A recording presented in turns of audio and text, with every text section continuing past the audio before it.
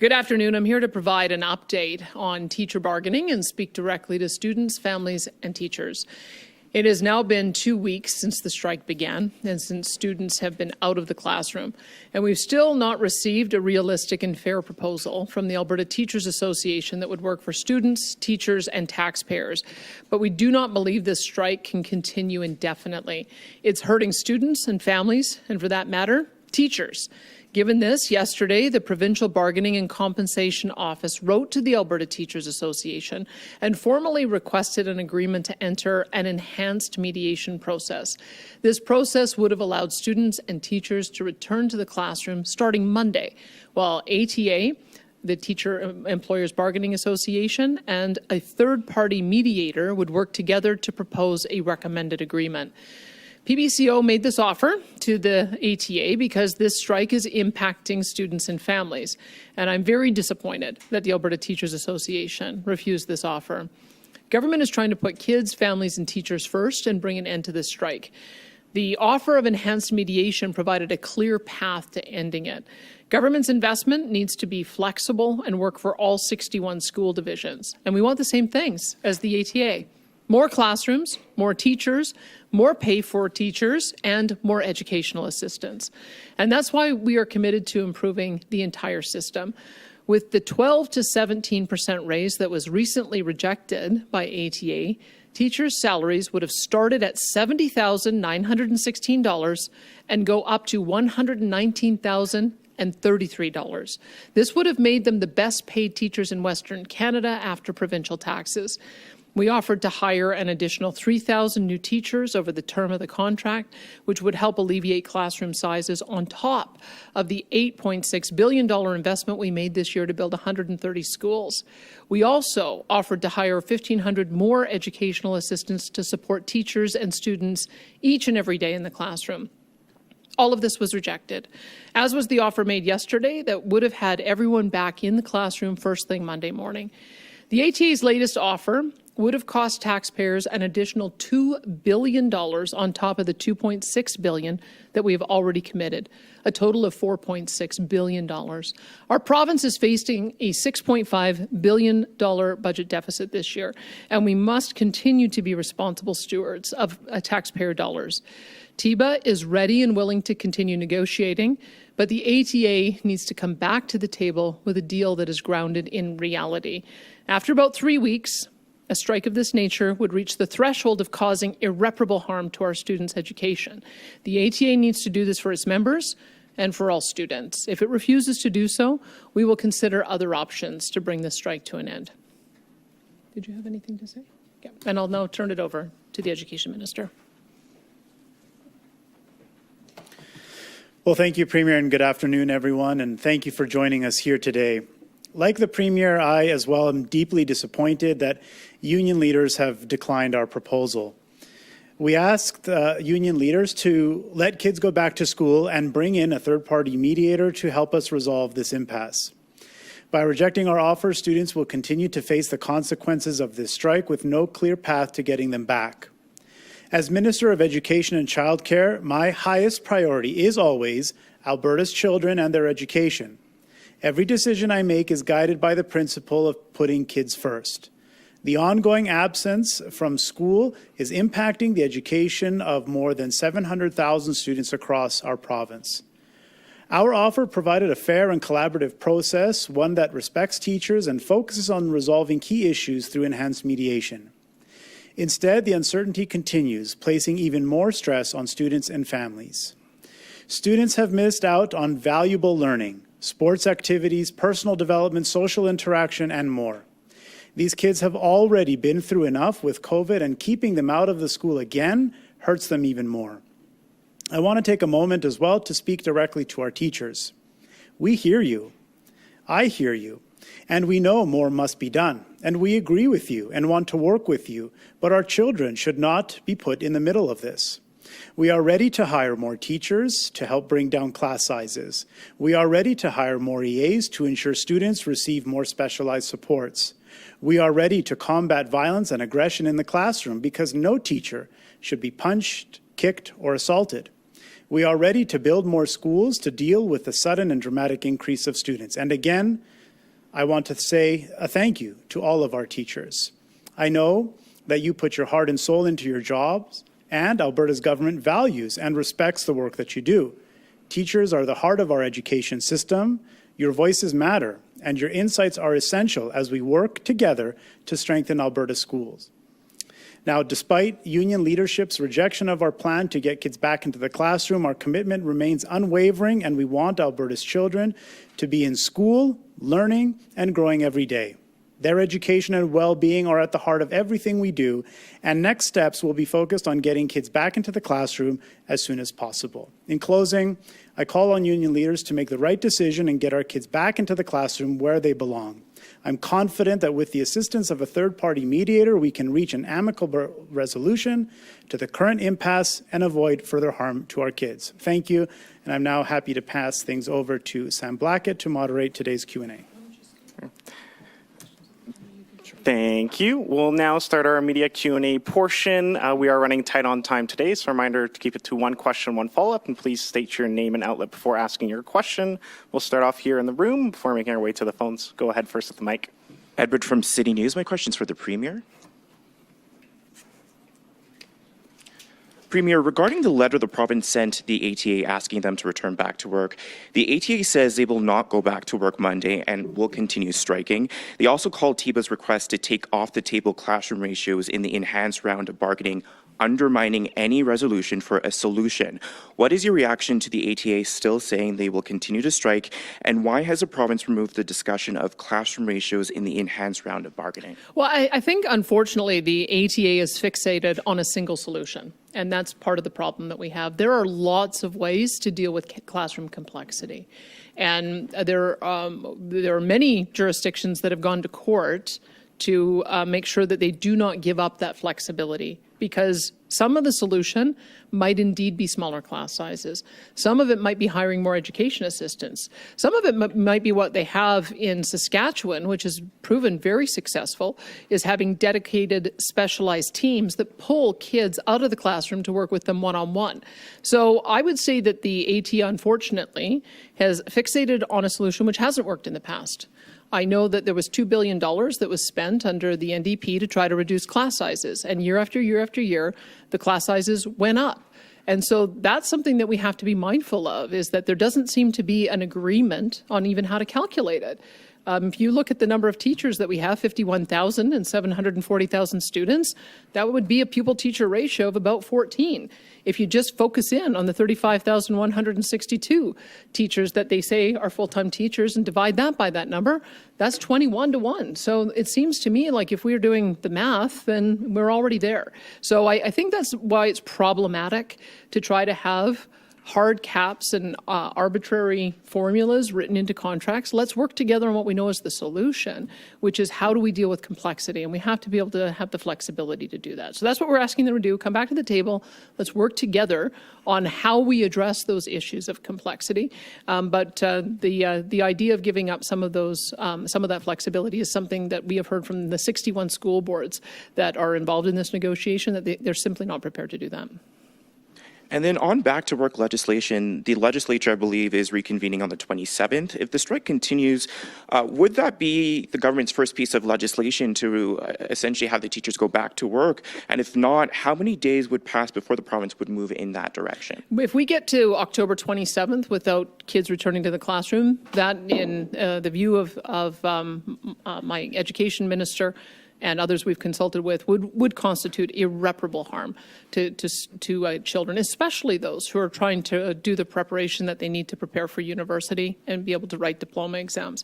So I would say that if we do not get back to the table next week with the students returning to classroom, you should fully expect that there'll be legislation in the week of October 27th. Premier Carrie Tate from the Globe and Mail. I have a question about the Wyant report this morning. It noted that you had received briefing notes advising against the original acetaminophen ibuprofen deal.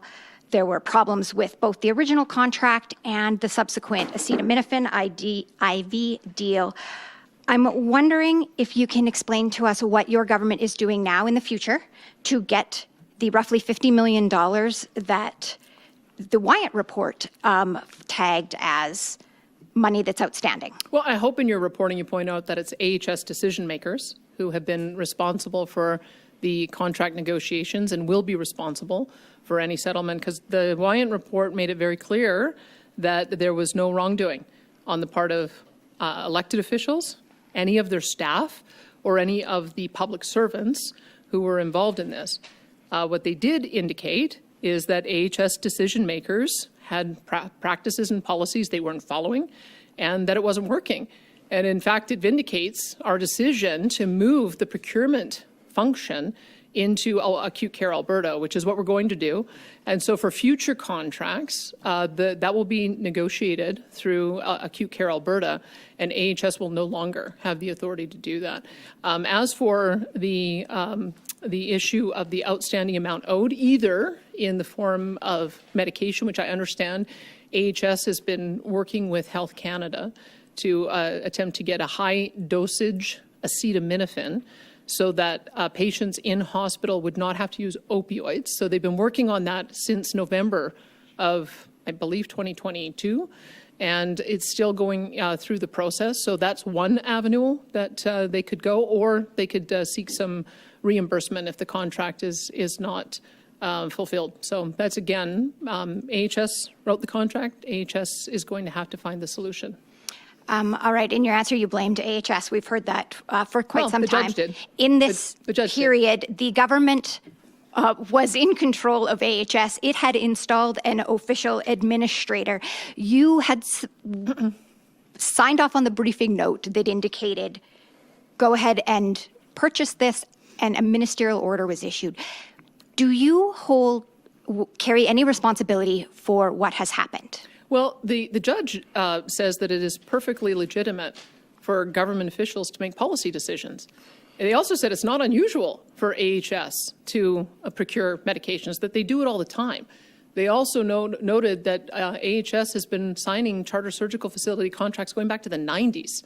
So I would say that it's very clear from the report that that AHS decision makers did not follow their own Right, but policies. Premier, do you carry One any question, one do you follow-up. There's a feel lot of any people behind do you you feel today. We're any not gonna do this responsibility today. for what has happened? I think I'd encourage you. Do you encourage carry you- any responsibility at all? I'd encourage you to read the report. I've read the report. I'm Yeah, just then wondering. You'll see, do then you? if Carrie, I you may, asked. you'll see that through much of this decision making, there was a former premier, there was a leadership contest, and there was a by-election campaign going on. So I would say that that is a pretty clear evidence that a lot of the problems with AHS decision making were with AHS decision makers and their staff.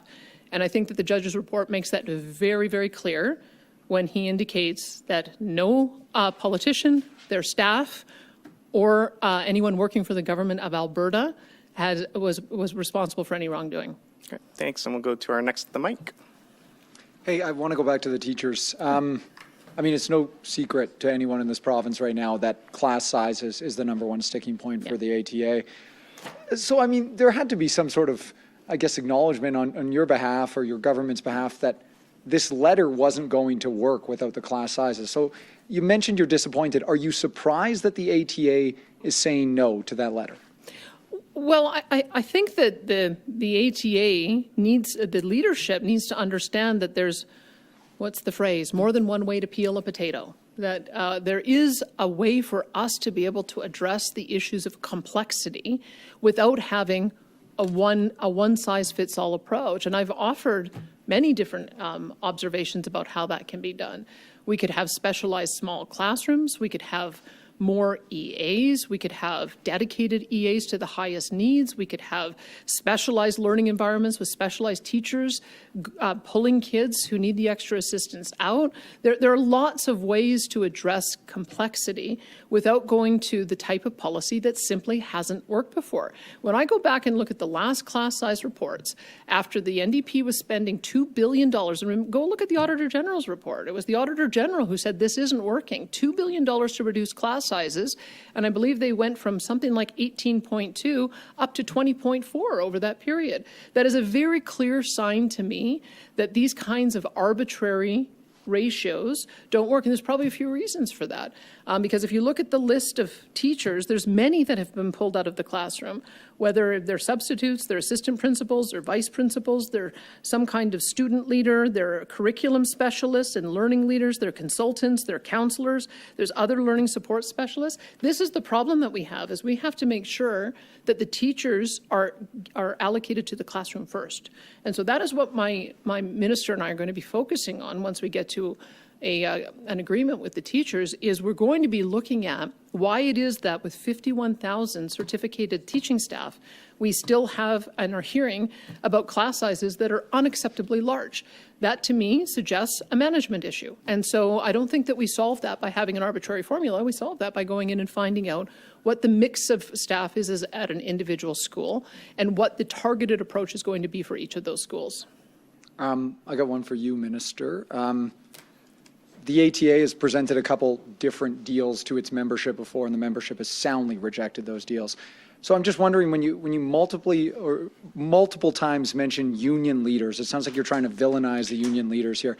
Are you saying that they're to blame and the membership is not? Or are you saying that they carry the brunt of this work stoppage? What are you saying with that? Well, I'm saying very clearly that we understand and recognize the concerns of everyday teachers, and we are listening very carefully to the needs of teachers and students and families. And we understand, as the Premier noted, that the key issue here has to do with complexity. And we've seen a 34% increase, as an example, in the number of refugee students in the past 4 years. We've seen double-digit increases in the number of students with English as an additional language. And whenever I talk to teachers, that's the primary concern that I hear about, has to do with complexity and how we manage that. Now, as the Premier said, there's many different approaches and ways in which we could address that, but we don't seem to hear those constructive proposals coming from the union leaders at the bargaining table. We do want to address classroom complexity, which manifests in aggression, which can manifest in violence. That's why I commissioned an action team on violence and aggression in June. We want to work at addressing those issues. And we don't have any concerns with our rank and file teachers and their desire to be able to provide the best possible support for our kids and to improve their learning. And we want to work together to achieve those goals. And we believe that by bringing in some enhanced mediation, we could bridge the divide, but apparently the union leaders don't want to entertain that. Thanks, Tim. And we'll take one more from the mic and then go to the phones for a couple questions and try and come back here to the room. Go ahead. Jason Markusoff, CBC News for the Premier, please. What do the findings of the Wyant report tell you about the rightness or wrongness of Athana Mentzelopoulos' concerns about the contracts before your government fired her? Well, I can tell you that a lot of the revelations that we heard are news to us. And there are some good questions about why it is AHS decision makers and managers didn't flag some of these issues of conflict of interest, that they didn't flag some of the irregularities in the procurement processes. I mean, that they skipped steps, didn't even go to a lawyer on a $70 million contract. I can tell you we don't do that in government. In government, my Treasury Board president requires items to go before Treasury Board if they are $2 million or higher. We can't. Our ministers do not have the latitude to reprofile dollars that are higher than that. So we've got these kinds of rigid practices. We've got 12-year cooling off periods that we're very rigid about enforcing. And so what it tells me is that, yeah, AHS procurement was a bit of a mess, and that's the reason why we had to take it over from them. So that's why the future procurement decisions are going to be made through Acute Care Alberta. You personally championed the purchase of the kids' Tylenol. Mm-hmm. Your minister directed the order of the purchase over your Ministry of Health's recommendations not to go through with this. Judge Wyant could not find from anything he looked at or tell from anybody he spoke to how much MH Care, the company run by Sam Maraish, made for each bottle, $14 bottle of Tylenol. Do you know the answer to that question, and do you care about the answer to that question? I don't know the answer to that question. That's why it's alarming that AHS would write a contract where they don't have those kind of details, why there's so many irregularities, and why it is we have to take over procurement from AHS, because they decision makers clearly made mistakes in this case. And so we're looking forward to implementing all of the judge's recommendations in our new procurement division.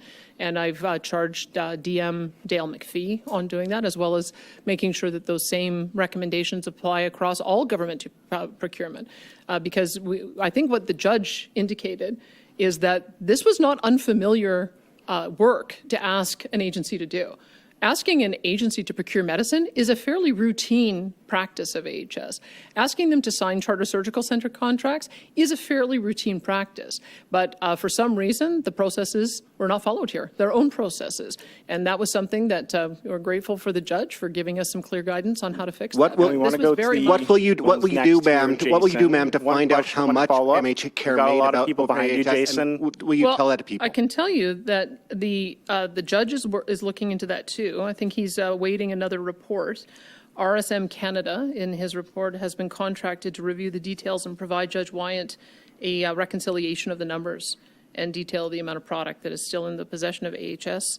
And then when that report is received, it'll be provided by government and it will be made public. Perfect. We're going to go to the phones next here. Before that, just want to quickly clarify your comments there, Premier, on the cooling off period. I believe you meant 12-month cooling off period, not 12 years. Oh, 12 months. Yeah. Pardon me.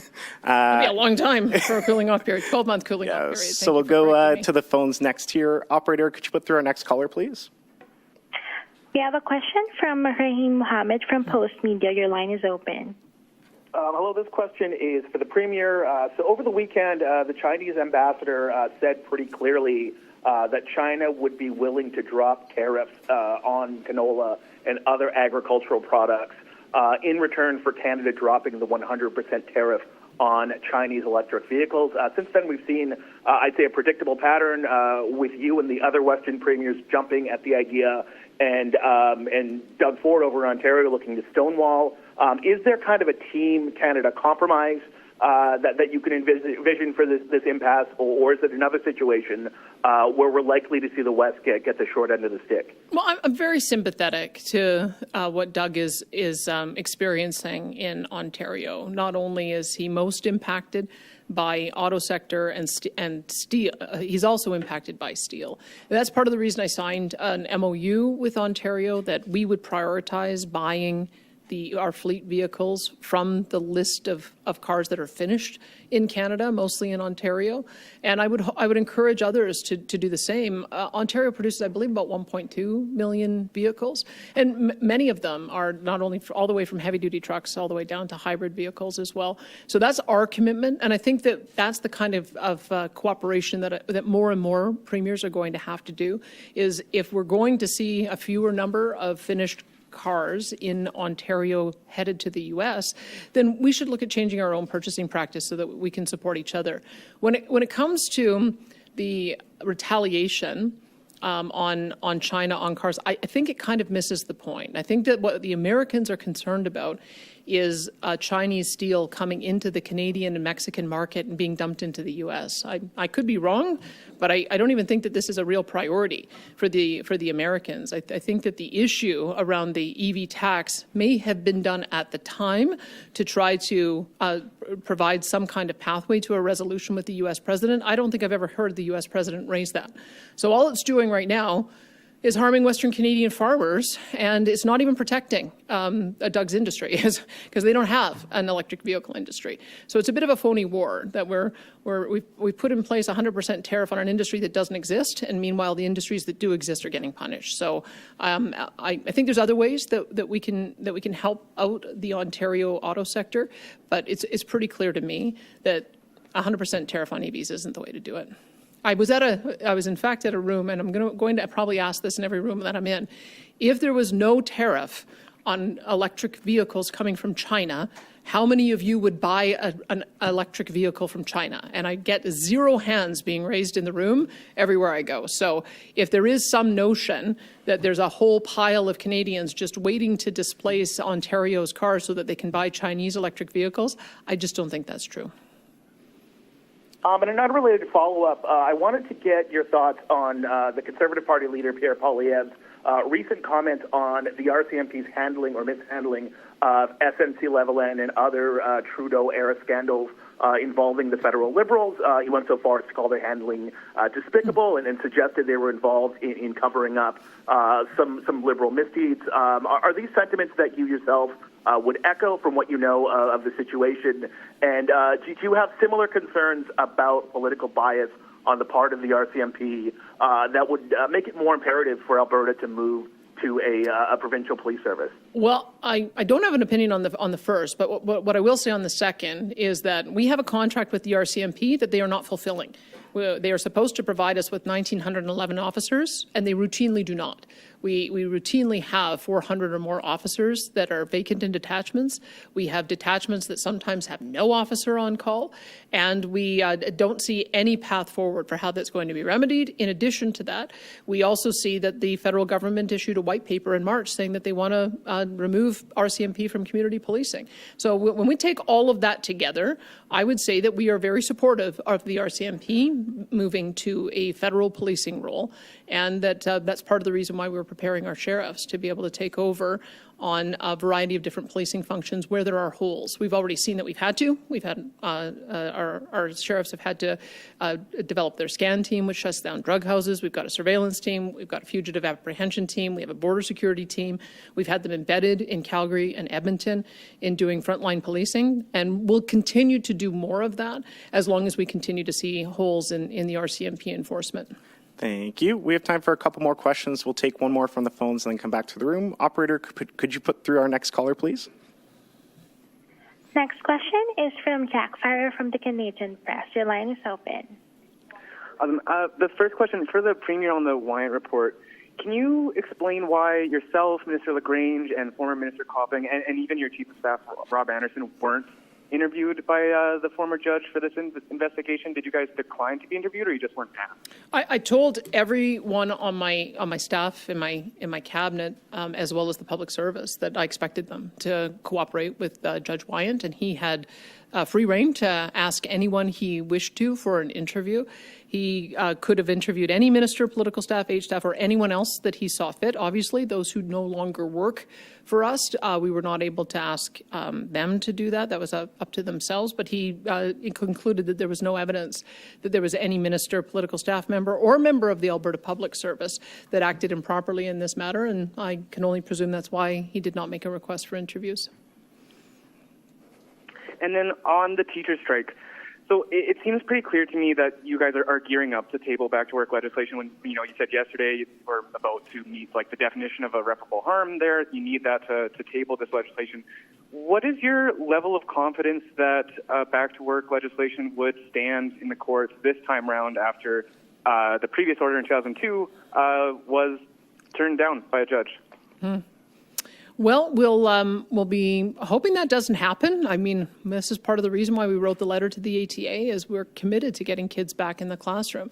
But I would also say that we are also committed to making sure that kids are not harmed. And I think a press release went out today saying that we have had to make the difficult decision to make diploma exams optional so that no one is impacted in their final grades. There's a lot of kids who may choose to take those exams if they want to go on to university, and so we'll make that option available. But those are the kind of things that I'm talking about with irreparable harm. We don't want to be impacting the ability of kids to start planning for where they're going to go to university, and it starts impacting them as soon as grade 11 because you can get early admission into university. So we think that 3 weeks is about the limit of what students can handle before we start seeing irreparable harm, and that's why we're still hoping that we get teachers back in the classroom and that we can negotiate a settlement. That is by far preferable. But at the moment, we've had 2 negotiated settlements, both of them put to teachers, and they've been rejected. So we live in hope, but we're planning for the other option.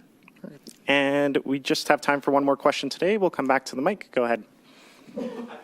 Just one question about the Wyant report again. If you're confident that there was no wrongdoing on behalf of you or any of your elected officials, will you now commit to a public inquiry to quell concerns of Albertans that are asking for one as well? Well, we know what the problem was. The problem was bad practices at AHS procurement, and we have already taken the steps to address that. We are turning Alberta Health Services into a service provider of hospital services. They've got lots of work on their hands to make sure that all of our hospitals are performing at the top level, and the contracting provision to charter surgical centres and procurement has moved to a secretariat, and the Acute Care Alberta will be in charge of that in future. So this confirmed, I think, the fact that we needed to move in this direction, that AHS had bad practices, that senior leadership was not enforcing their own policies, and it confirmed why it is we have to be more hands-on on this. So I feel like we have the information that we need to be able to correct the issues.